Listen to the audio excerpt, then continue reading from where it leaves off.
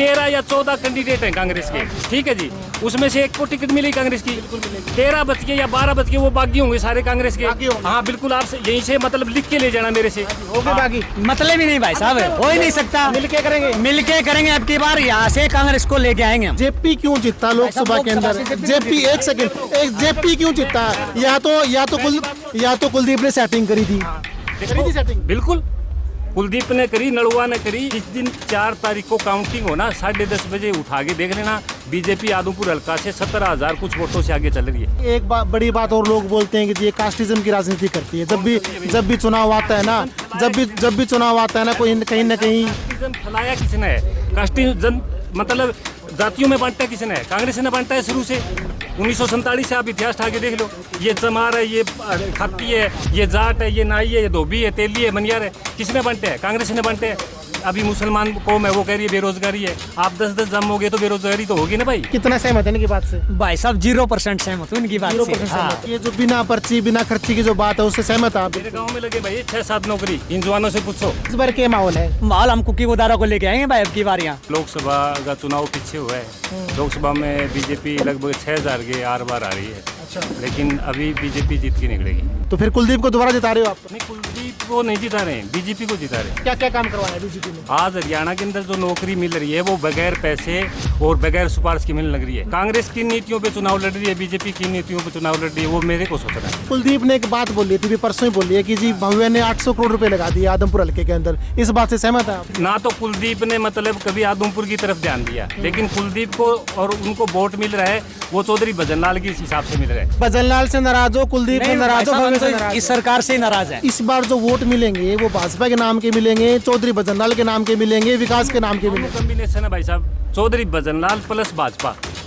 सोने पे सुहागा। तो ये जो वो कह रहा है ना दादा लाई वो तोड़ना है, तो अब की बार जो भजनलाल के वो दादा लाई तोड़नी है भाई साहब यहाँ से। भाई गजब का चुनावी माहौल चल रहा है।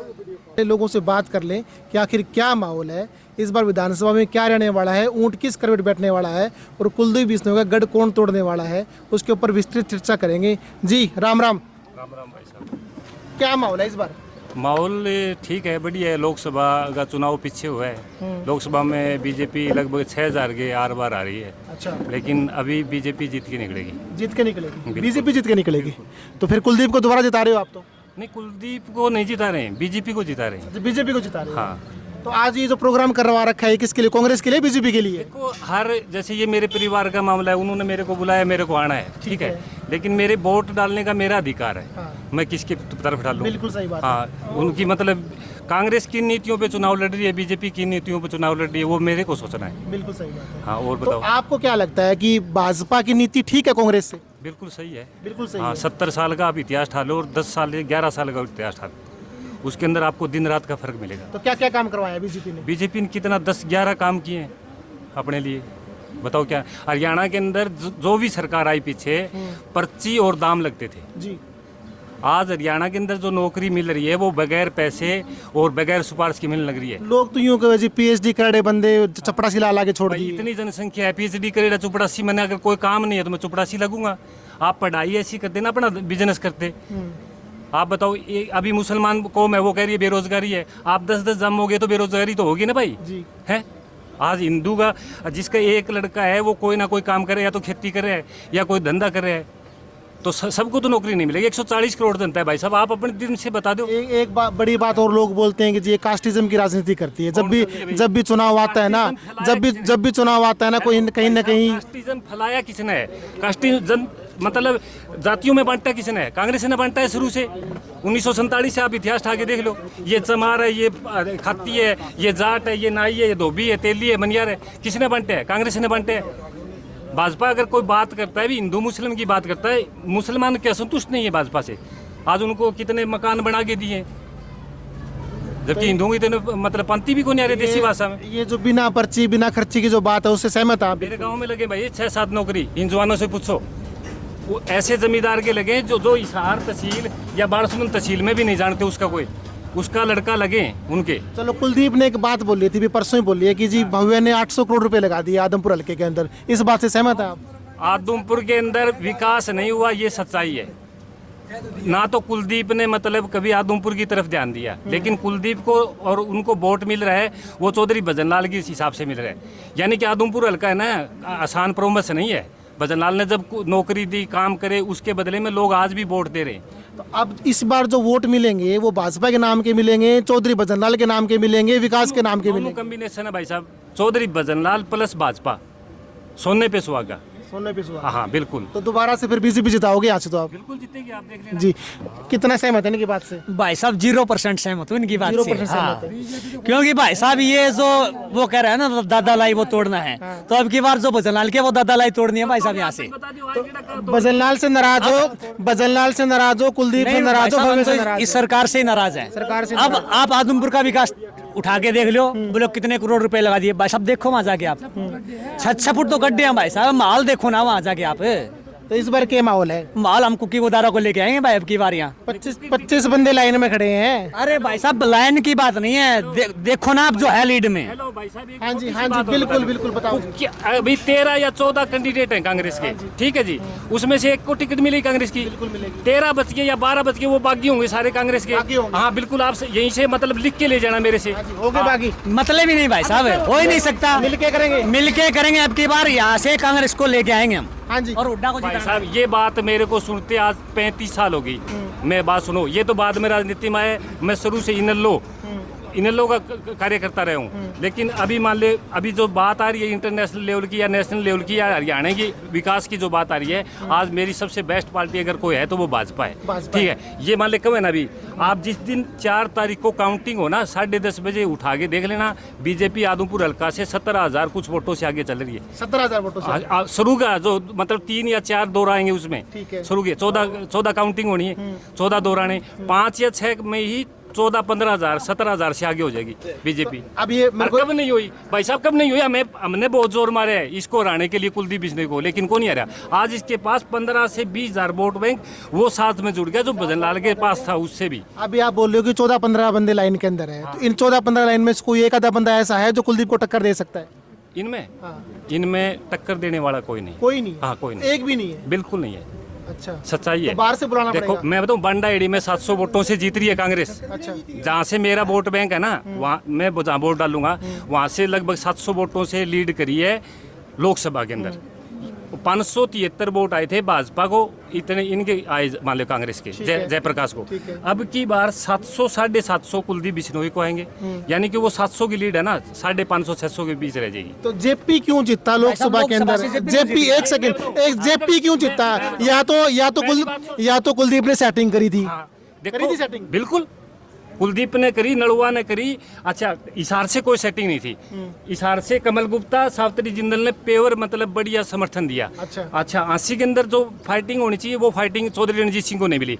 एक नारा दिया गया भी बाहर से बंदा, अगर चौधरी रणजीत सिंह यहाँ से जीतता है ना तो कुलदीप बिश्नोई को पॉलिटिशियन नुकसान था, पॉलिटिकल नुकसान था, क्योंकि एक तो जाट है, एक बारी है, हिसार लोकसभा से हो गया। लोग हाजिरी किसके लगा मारे, ये हाजिरी किसके लगा मारे, मैं हाजिरी किसके लगाऊं? चौधरी रणजीत सिंह में जाऊंगा, कुलदीप बिश्नोई के थोड़ी ना जाऊंगा। तो ये मतलब जो आपने जो समीकरण निकाल रखे हैं, यूं निकाल रखे हैं कि कुलदीप ने जेपी की सपोर्ट कर दी और अब जेपी जो है कुलदीप की सपोर्ट करेगा। भाई साहब मैं आपने पुराने इतिहास दिखा दूं, जयप्रकाश ने दुष्यंत चौटाला की सपोर्ट करी, इसलिए हमने रामपाल माजरा को कलायत से हराया था फोन कर करके। और नहीं हराया तो आप इतिहास उठा के देख लो। भाई साहब मेरे काम का विकास बता दे आप। नहीं विकास एक बताओ, भी पहले मेरे को इस बात का जवाब दो। एक सेकंड मेरे इस बात का जवाब दो, क्या वाकई में कुलदीप ने जेपी की सपोर्ट की थी? नहीं ना, नहीं की थी भाई साहब, नहीं की थी। जेपी अपने दम पे जीत के गया भाई साहब, यहाँ पे अपने दम पे जीत के गया। हाँ जी, हाँ लेवल की बात है वो, मतलब ऊपर लेवल की बात है कि कुलदीप ने उसकी सहायता करी या नहीं करी, वो ऊपर लेवल की ऊपर लेवल की बात है। हाँ, लेकिन वैसे बीजेपी ने नहीं, हमारे गांव में लोकसभा में जिस तरीके से जीत दर्ज की है कांग्रेस ने, उससे तो यूं लगता है कि विधानसभा में कोई मजबूत प्रत्याशी आएगा तो वो जीत सकता है। हाँ जी, ये क्लियर है। अभी जैसे हमारे गांव में ही है क्लियर है कि 1,000 वोटों प्लस जीतेगा कांग्रेस का कोई भी उम्मीदवार है। जैसे कुक्की भाई साहब हैं, प्रदीप है, ये मेन मतलब कैंडिडेट हैं दोनों की, इनको टिकट मिल सकती है। तो लगभग ये चुनाव टक्कर देंगे कुलदीप बिश्नोई को। इनकी बात से कितना सहमत है आप? इनकी बात कुछ ठीक है, जैसे कि सर्विस है वो निस्वार्थ से बीजेपी दे रही है, वो अच्छी बात है कि वो पैसे पहले सब कुछ चलता था, वो अभी कुछ कम है। हाँ जी, तो कांग्रेस राज में ज़्यादा था। कांग्रेस में पहले था अभी, लेकिन अभी तो सब इंटरनेट चलो मामला आगे सब अब कुछ। सबसे मजबूत प्रत्याशी कौन लग रहा है आपको कांग्रेस से विधानसभा के अंदर? विधानसभा में आदमपुर से प्रदीप बिश्नोई, कुक्की भाई साहब और एक रमेश गोदारा, ये इन तीनों में से एक को सीट मिलेगी। और ये तभी होगा, ये सब इकट्ठे हो जाएंगे तो लगभग कांग्रेस का क्या वाला लगता सीट है, पक्की क्या है। लगता है इनमें से 14-15 में से एक को टिकट मिल गई तो बाकी टांग खींचेंगे या सपोर्ट करेंगे? सपोर्ट करेंगे सभी, करेंगे support? हाँ तभी जीत मिलेगी, नहीं तो मुश्किल है। नहीं तो मुश्किल। जो भी जिसको भी सीट मिले और बाकी सभी इनका सहयोग करेंगे तो लगभग कांग्रेस की सीट पक्का कांग्रेस है की आदमपुर से। हाँ जी, कांग्रेस की सीट जिता रहे हैं तो नहीं देखो, इनका कहना है जो वोट जहाँ डालेगा ना उसकी आत्मा ये कहीं भी वो जीतेगा। मैंने इन में वोट डाले, हमेशा ये सोचता भी अजय सिंह जीते लेकिन हार जाता था, फिर संपत सिंह जीते हार जाता था, लेकिन वोट हमेशा डालता है वो जीत के लिए डालता है। लेकिन जो इनका जो वोट मतलब इनके पास साइलेंट वोट है जी। भजनलाल परिवार के पास साइलेंट वोट है और हम हाँ बाजने, अच्छा, हाँ जाटा हम बाजाएंगे, बस वहाँ पोलिंग कम कराएंगे। सच्चाई है ये बात। और आप देख लेना 4 तारीख को। आपको एक मैं ताज़ा बात बताऊँ, कुक्की भाई साहब शायद मेरे कॉलेज टाइम में ये चुनाव लड़े, मैं भी उस टाइम कॉलेज में था, गवर्नमेंट कॉलेज में। जी। कुक्की भाई साहब 1100 वोटों से बंड आईडी इसलिए जीता कि हमारी टेंशन बालसमंद थी। जी। बड़ा गांव था, वो हमें ये कहते छोटे गांव की थारी छोटी सोच है, तो हमने बालसमंद विरुद्ध वोट डाला था, जीताऊ कैंडिडेट। ठीक है, कुक्की भाई साहब फेमस है, कोई दिक्कत नहीं, गलत आदमी नहीं है, सही बंदा है, कोई दिक्कत नहीं। लेकिन मैं जो हकीकत जो बता रहा हूँ वो हकीकत ये है कि भजनलाल परिवार को हराना यहाँ से नामुमकिन है। नामुमकिन। हाँ, आपकी एक चीज और हाँ, सवाल ठीक है, जेपी का ही जीत गया। जेपी से मैं बता दिया ना भाई साहब, सेटिंग बिल्कुल सेटिंग है। अभी मैं नारनौद की बता दूं आपको, आप यहाँ बैठे हो, मैं नारनौद गया भी नहीं हूँ, मेरी यार मित्र है, मेरी कई बार ड्यूटी लगी है। वहाँ पे भी कैप्टन सेटिंग करी है। आप तो कैप्टन है, कैप्टन अभिमन्यु को अगर टिकट देती है भाजपा, क्लियर जीतेगा। आप पूछो क्यों जीतेगा? क्यों जीतेगा? पेटवाड़, क्या नाम, जस्सी पेटवाड़ पेटवाड़। कांग्रेस का, दूसरा कांग्रेस का अजय चौधरी, तीसरा कांग्रेस का दिनेश चौरान, चौथा मत जाओ ना, आप। नहीं जाता। इन तीनों में से एक को टिकट मिल गया, 2 बागी होंगे। जस्सी पेटवाड़ को अगर टिकट नहीं मिली, वो इनेलो में भी रहा है, प्रदेश अध्यक्ष रहा युवा का, मैं जानता हूँ उसको अच्छे से, उसको टिकट नहीं मिली तो वो बागी खड़े होगा। बागी किसके वोट तोड़ेगा? कांग्रेस के। उसके बाद में एक तुरुप का तिक्का हो रहा है, इक्का हो रहा है। अगर उमेद लुहान को इनेलो उतार देती है तो उमेद लुहान फाइट में आ जाएगा बीजेपी के साथ, कांग्रेस 3रे नंबर पर चली जाएगी वहाँ। और आप उमेद लुहान का कोई भी इलेक्शन उठा के देख लो, चाहे बरवाड़ा का उठा के देख लो, चाहे हाँसी का उठा के देख लो, क्षेत्रपाल के विरुद्ध, वो बिल्कुल फाइट में आएगा बंदा। अगर पहले घोषणा होगी ना तो वो फाइट नहीं, फाइट से भी आगे जाएगा। हाँ जी। हिसार से सावित्री जिंदल को कोई हराने वाला नहीं है। नलवा से किसी को भी टिकट मिल जाएगी, नॉन जाट को बीजेपी की टिकट है। 6 सीट ऐसी हैं जहाँ कोई मुकाबला नहीं है, क्लियर हिसार से बीजेपी है 6 सीट। बाकी हो बैठ जाओ। हाँ जी, क्या माहौल है जी? हमारा तो कांग्रेस की तरफ से है। कांग्रेस की तरफ? हाँ जी। तो टिकट किसको? टिकट आशीष भाई साहब को भी मिल सकती है। ठीक है बंदा। हाँ जी। काम कुम क्यों नहीं करवाया? हाँ जी। अच्छा, बढ़िया है, हमारे लिए तो बढ़िया है। अगर टिकट मिलती है तो कहीं ना कहीं टक्कर देगा कुलदीप? हाँ जी, बिल्कुल देगा, ये हमारा दावा है। 1075 वोट हमारे गांव से निकलेंगे। अच्छा, जिला परिषद के अंदर? जिला परिषद के अंदर तो निकले ही, लोकसभा के अंदर? लोकसभा के अंदर भी, विधानसभा के अंदर भी ऐसे ही रहेगा। अच्छा, बढ़िया माहौल है, हमारे लिए तो बहुत बढ़िया है। कांग्रेस से सबसे मजबूत कौन रहने वाला है?